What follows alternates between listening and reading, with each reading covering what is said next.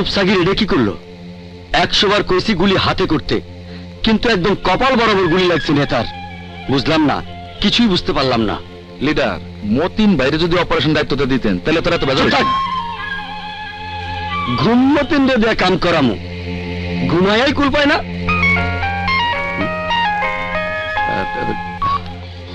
কি কইলি? নেতার কপালে শটগানের গুলি লাগে নাই, লাগছে কাটা রাইফেলের গুলি। তার মানে নেতারে মারুফ গুলি করে নাই, অন্য কেউ গুলি করছে। আচ্ছা ঠিক আছে, আমি খবর নিতেছি।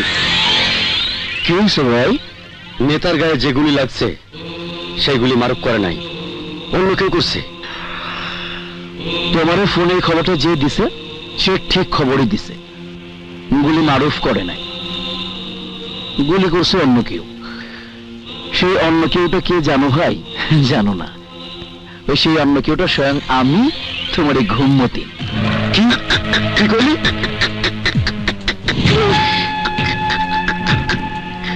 ঠিকই কই, এই ঘুমমতি নাকামে ঘুমায় না ভাই, ঘুমের ভান করে সব শোনে, তারপরে বুঝা শুনে ঠিক কাজটা করে।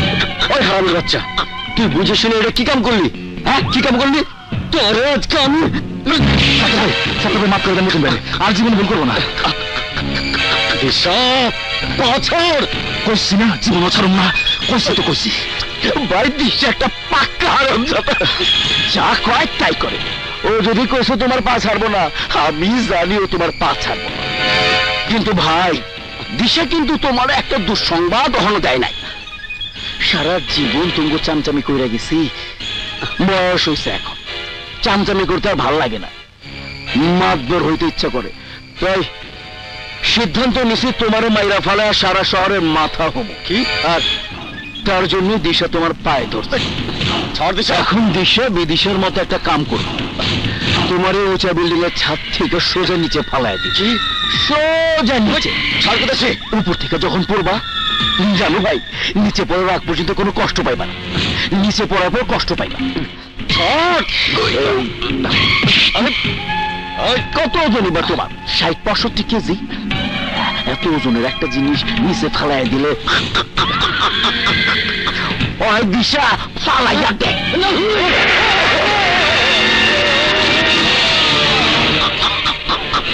Tata bye bye. Maruf Sagir, ঘুম বাড়াইতে হইব, তা না হলে আমার ঘুম হারাম।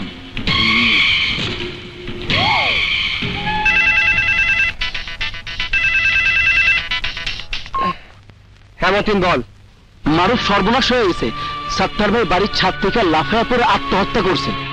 কি কি বললি? হ মারুফ, নেতা মার্ডারের কারণে ডিবি র্যাব সবাই পাগলের মতো খুঁড়ে খুঁজতেছে। এই ভয়ে মনে হয় সাত্তার ভাই, বুঝিস না, উপরে উপরে সাত্তার ভাইয়ের সাহসী ভাবা ছিল, ভিতরে ভিতরে তো ভিতর ডিম। জাগা, তোরা সাবধানে থাকিস, পুলিশ কিন্তু পাগল হয়ে গেছে। তোরা কই? কমলাপুর স্টেশনে। চিটাগাং যাব, সাগির আমার সাথে নেই, কোথায় জানি না। ঠিক আছে ঠিক আছে, চিটাগাং পৌঁছে একটা ফোন দিস। আচ্ছা রাখি। দিশা, জলদি লোক পাঠান। মারুফ কমলাপুর স্টেশন থেকে ট্রেনে চিটাগাং যাইব, সামনের যে কোনো স্টেশনের সুবিধা মতো।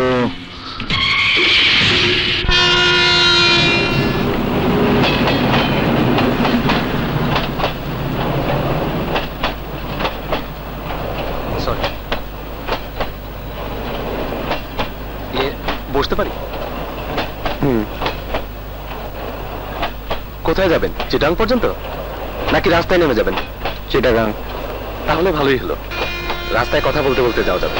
আমি আবার ট্রেনের কামরায় একা চুপচাপ বসে থাকতে পারি না।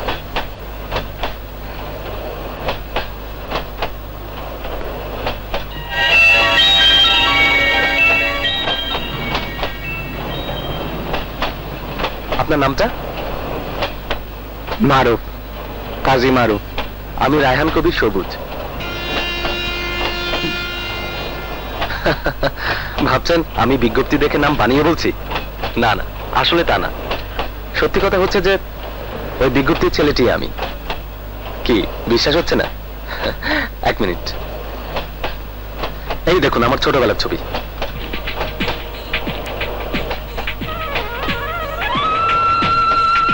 তার মানে আপনি বাড়ি ছেড়ে 15 বছর আগে পালিয়েছেন?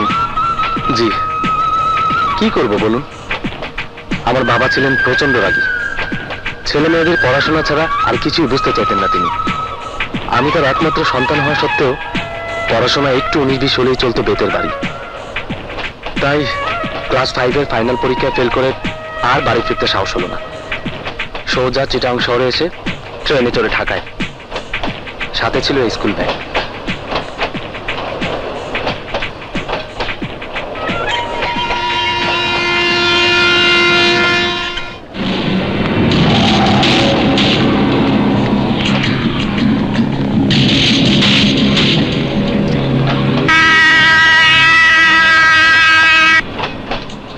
কিন্তু সে তো 15 বছর আগে, এই বিজ্ঞপ্তি তো বেশি দিন হয়নি।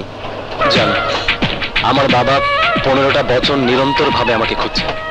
বাসে, ট্রেনে, লঞ্চে, সব জায়গায় এই বিজ্ঞপ্তি আমাকে তাড়া করে ফিরছে। কিন্তু মনে আমার জেদ ছিল একটাই, দেশের সর্বোচ্চ শিক্ষা প্রতিষ্ঠান থেকে সর্বোচ্চ ডিগ্রি নিয়ে আমি আমার বাবার সামনে গিয়ে দাঁড়াবো। ময়মনসিংহের একজন ব্যবসায়ীর সাথে পরিচয় হয়েছিল কমলাপুর রেল স্টেশনে। তিনি আমাকে পড়াশোনার সমস্ত খরচ দিয়েছেন। তার কারণেই আজ আমি পড়াশোনা শেষ করতে পেরেছি। গতকাল আমার মাস্টার্সের সার্টিফিকেট পেয়েছি। এবছর অ্যাকাউন্টিং এ আমি ফার্স্ট হয়েছি। এই স্কুল ব্যাগে সেই সার্টিফিকেট নিয়ে আমি ফিরে যাচ্ছি আমার নিজের বাড়িতে। এতগুলো বছর বাবা মায়ের জন্য আপনার মন কাঁদেনি? ফোনে যোগাযোগ করলেও তো পারতেন। ইচ্ছে করেই করিনি।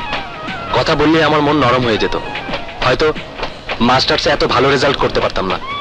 আচ্ছা বলুন তো, এতগুলো বছর পর আমাকে দেখলে আমার মা কি করবে, বাবা কি বলবে? আমি জানি এতদিন পর ওরা আমাকে দেখলে ওরা খুশিতে আত্মহারা হয়ে যাবে। এতগুলো বছর বুকে পাথর বেঁধে ঢাকায় পড়েছিলাম, কিন্তু আজ আর মন মানছে না।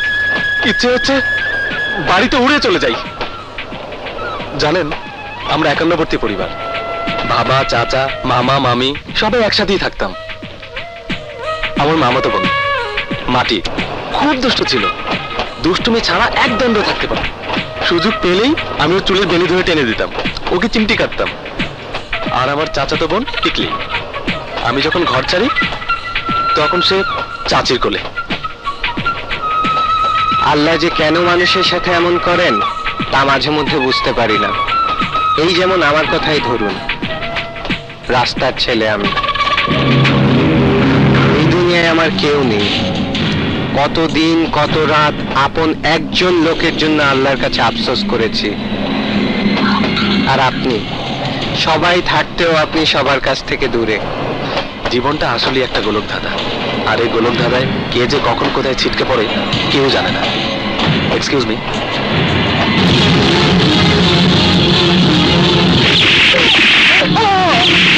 সবুজ, সবুজ,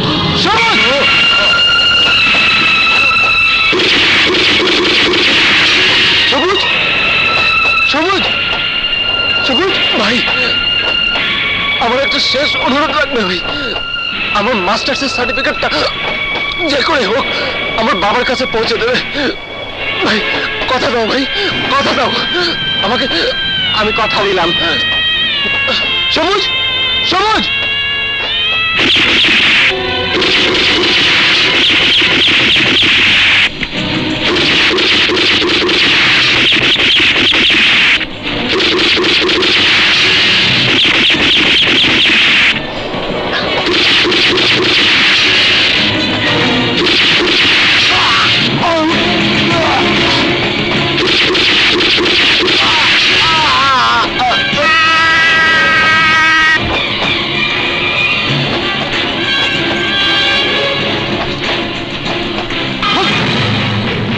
পুলিশ, পালা, পালা।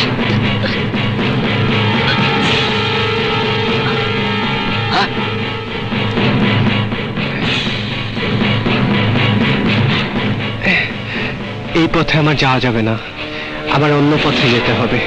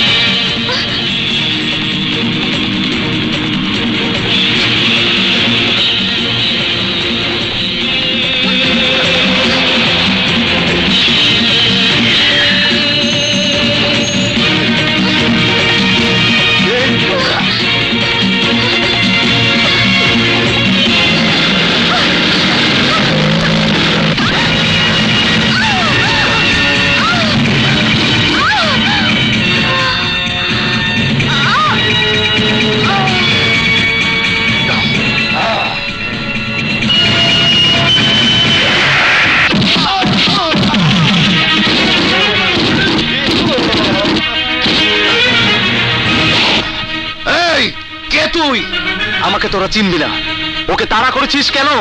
আমাকে সব পাউডার আর ইঞ্জেকশন নষ্ট করে ফেলাইছে। ঠিকই করেছে। ড্রাগস আমিও পছন্দ করি না। যারা ড্রাগস বিক্রি করে তারা সমাজের শত্রু, দেশের শত্রু।